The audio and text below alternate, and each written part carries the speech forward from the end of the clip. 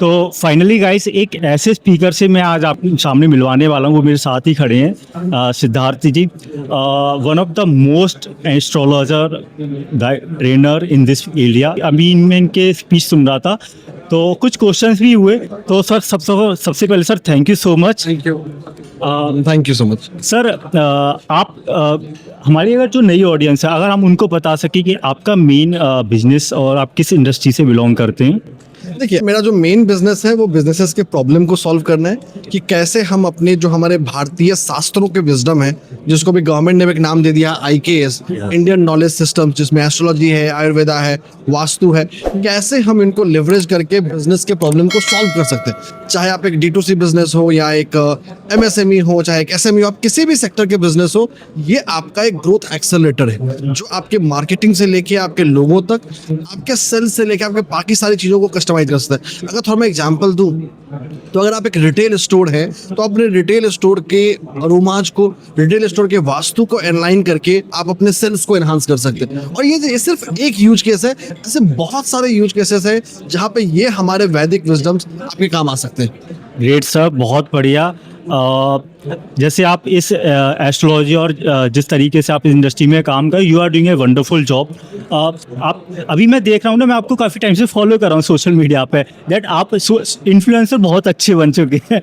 हर जगह social media पे ना मुझे सिद्धार्थ जी दिखाई देते हैं। अभी आपके आज तक के साथ आपके इंटरव्यू हुए, स्टार्टअप महाकुंभ में भी दिखे थे आप मुझे।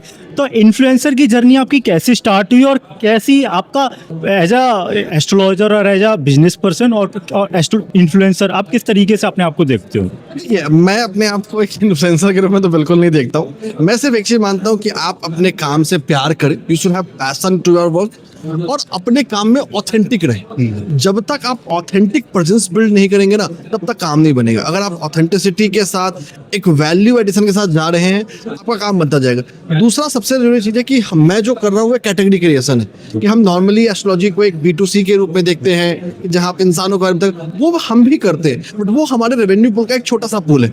लेकिन जो बिजनेस वर्ल्ड हम जो ट्रांसफॉर्मेशन कर रहे हैं, ये नेवर हर्ड ऑफ है।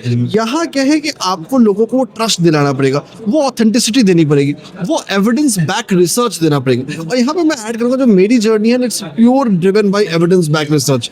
जो एविडेंस बैक रिसर्च है ना, उसने ही इसको एक वैल्यू ऐड दिया है। कि जैसे आप देखेंगे, मैंने अभी रिसेंटली नागपुर में अपना पेपर प्रेजेंट किया था, लास्ट टाइम अहमदाबाद में किया था। तो ये जो एक्सपीरियंसेस है, जब आप एविडेंस बैक रिसर्च लेके आते हैं ना, तो लोगों को अपने आप एक हुक आता नहीं, इसमें कुछ बात है, क्योंकि इसने इसको रिसर्च के रूप में देखा है। तो यहाँ क्या है कि हमने हमारे अपने वैदिक विजडम को मॉडर्न साइंस के साथ जोड़ के, मिला के, और एक सिनर्जिस्टिक कॉम्बिनेशन में अपने प्रॉब्लम्स को सॉल्व करना है। Great, wonderful job. जैसे आपने बताया, आज के टाइम पे ना डिजिटल एज में लोग अपने वेद पुराणों को, जो ग्रंथ, उनको भूलते जा रहे हैं। उस पर उनका डिस्टेंस होता जा रहा है। और मैंने काफ़ी सारे मीडिया हाउस चैनल पे आपको देखा है। मेरी वाइफ है, वो एस्ट्रोलॉजी में उनका काफ़ी ज़्यादा इंटरेस्ट है, तो मैं उनको कई बार आपके बारे में बताता हूँ। और जैसे आपने बोला evidence back research, if I am correct, right? तो इसके बारे में एक्चुअल में मुझे इसका नॉलेज कम है, और मुझे ऐसा लगता है मेरी ऑडियंस भी ऐसी होगी जिसके बारे उनको इसके बारे में नॉलेज कम होगा। तो इसमें होता क्या है और किस तरीके से ये काम करती है? एविडेंस बैक रिसर्च की मैं बात करता हूँ ना, नॉर्मली हम सुनते हैं कि भाई मैंने आपको बताया कि आप ये करो, लेकिन करो तो आपको सक्सेस मिलेगा, इसको कैसे मैं जानूँ? कि भाई मैं ट्राई करके तो जानूंगा नहीं, क्योंकि मुझे तो जीवन एक बार मिला है। तो चलो, अगर ये जो काम है, अगर यही काम 100 लोगों ने ट्राई किया या 500 लोगों ने ट्राई किया, तो उनमें क्या सक्सेस परसेंटेज रहा, क्या उनको रिजल्ट मिला, और उनको मिला तो क्यों मिला, और अगर नहीं मिला तो वो क्या फैक्टर्स थे जहां वो रिजल्ट नहीं मिला। इसी को मैं बोलता हूँ एविडेंस बैक रिसर्च, कि जहां आप किसी चीज को इम्प्लीमेंट करने जा रहे हो, किसी को एग्जीक्यूट करने जा रहे हो, तो आपके पास एक बैकग्राउंड है कि हाँ चलो, इसने इतने % केसेस में काम किया। जैसे मैं एग्जांपल के रूप में इसको दूंगा, जैसे मेरा एक रिसर्च है जो मैंने लास्ट ईयर IIM अहमदाबाद में प्रेजेंट किया था, कि जब हम डिजिटल मार्केटिंग कर रहे हैं, तो वहां आप किस सेक्टर की कंपनी हो और आप कौन से कलर को चूज करोगे, तो आपका CTR बढ़ जाएगा। इसमें कुछ ऐसा नहीं है कि भाई अगर हम ये बोल रहे हैं कि आपके सेक्टर में ये जो कलर है, ये इस प्लैनेट से रूल हो रहा है और ये आपके CTR को बढ़ाएगा, तो इसने इतने % केसेस में बढ़ाए हैं। आपके पास सक्सेस केस स्टडीज हैं, तो आप अगर एक न्यू बिगिनर है तो आपको मिलेगा। दूसरा एग्जांपल, तो कि भाई अगर आप एक रिटेल स्टोर हो, अगर मैंने बोला कि भाई अगर आपकी ये अरोमा है, इस प्लैनेट से रूल हो रही है, आपके आपके इसके साथ अलाइन कर रही है तो आपके सेल्स को बूस्ट करेगी। तो वो ऑलरेडी पहले कितने केसेस में बूस्ट कर, ये सारे एविडेंसेस, सारे डेटा आपके पास हैं, ताकि आप सिर्फ मेरे क्लेम पे भरोसा नहीं कर रहे हो, ये ऑलरेडी स्टैब्लिश जो प्रेसिडेंट्स है जो आपके अलावा बाकी लोगों ने ट्राई किया वो आपको दे रहा है। तो इसका कंक्लूजन जो मैं समझ पाया हूँ कि हमने लेट सपोज 100 एक्सपेरिमेंट किए, उसमें से 50 सक्सेसफुल रहे, तो वो हमारे लिए एविडेंस हो गया है कि ये 50 आर सक्सेसफुल, जो हमारे लिए नहीं लोगों के लिए काम करें, तो हमें इनको फॉलो करना है। यहाँ जरूरी सिर्फ सक्सेस ही नहीं है, सबसे जो जरूरी चीज़ है कि जितने भी मैं एग्जांपल्स की बात कर रहा हूँ ना, ये कोई भी 50, 100, 200 केसेस में नहीं है, सारे वो केसेस है जहाँ 5,000, 10,000, 20,000 तक सैंपल साइजेज हुए हैं, जहाँ काम किया है, और सारा सक्सेस रेट मतलब 85-90% से ऊपर है। और जहाँ वो फेल भी किया है ना, वो हमें पता है कि वो फेल क्यों किया है, ताकि हमें रीजन पता है कि ये चीजें नहीं चल रही हैं, ताकि वो फेलियर रेट आपका रिड्यूस हो जाए।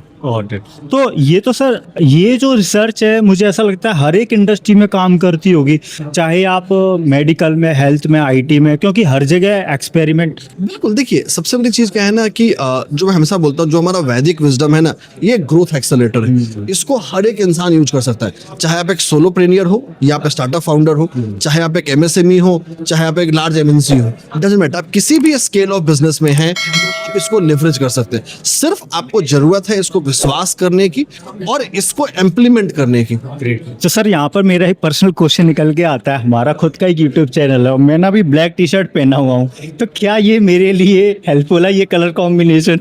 देखिए, ब्लैक कलर बुरा नहीं है, बट जब आप टेक्नोलॉजी में आते हैं तो वहां पे ब्लैक एक स्लोइस्ट कलर है। और मैं आपसे सिर्फ एक सवाल पूछूंगा, श्योर सर। पूरे यूट्यूब की जनरेशन में देख लीजिए, पूरे मीडिया एंटरटेनमेंट को देख लीजिए, एक अल जजीरा छोड़ के आपको कोई भी ब्लैक कलर वाला लोगो नहीं मिलेगा। Got it. तो ये आपके सवाल का आंसर, तो ये डेटा बैक देता है। ऐसा नहीं कि ब्लैक कलर बुरा है, ब्लैक कलर अच्छा है, लेकिन वो स्लो है। वो आईटी के लिए या टेक्नोलॉजी के लिए या इंटरटेनमेंट के लिए एक अच्छा कलर नहीं है। हाँ, लेकिन अगर आप जैसे कंस्ट्रक्शन में हैं या आप ऑटोमोबाइल्स में हैं, वहां पर हम सोच सकते हैं। और दूसरा, कलर से ज्यादा इसमें जो इनके शेड्स हैं वो भी बहुत इंपॉर्टेंट है, हम एग्जैक्ट किस शेड में जा रहे हैं। तो आपके लिए यही है, इस कलर को चेंज कर लीजिए, कोई दूसरे कलर के लिए जाइए जो बेटर वाइब्रेंट हो, जो लोगों को अट्रैक्ट करे। तो मुझे एक इनपुट यहाँ से मिला है कि I can change my black colour. वैसे मुझे भी ये ब्लैक कलर ज़्यादा पसंद नहीं है सर, लेकिन 100 लोगों की भीड़ में ना ये एक मुझे एक आइडेंटिटी देता है। तो मे बी ये मेरा परसेप्शन है, थॉट है। मैं इसको आंसर करता हूँ, आप कोई भी अलग पहनेंगे ना, वो आपको आइडेंटिटी देगा। तो मैं मानता हूँ ब्लैक पॉपुलर क्यों हुआ। ब्लैक पॉपुलर होने की वजह ये है ना कि ब्लैक के ऊपर किसी भी दूसरे कलर के लोगों को कास्ट करना आसान होता है, निकल के आता है। ये more of ease of convenience है। तो मुझे लगता है ऐसा नहीं कि हम सोच नहीं सकते, अगर ब्लैक ही यूज करना है तो आप ब्लैक के उन कलर्स को यूज करिए जो शाइनी होते हैं, जिनमें चमक होती है, जो सैटिन के कपड़े होते हैं। अब उनमें चमक होने की वजह से जो एडिशनल एलिमेंट ऑफ वीनस उसमें आता है, वो उस ब्लैक को थोड़ा बेटर बना देता है, थोड़ा अच्छा बना देता है। सर एक लाइन मुझे आपसे बुलवानी है हमारे ऑडियंस के लिए, आप एक line please subscribe this YouTube channel event vlogs को सब्सक्राइब करें, फॉलो करें और जुड़े रहें इनके साथ।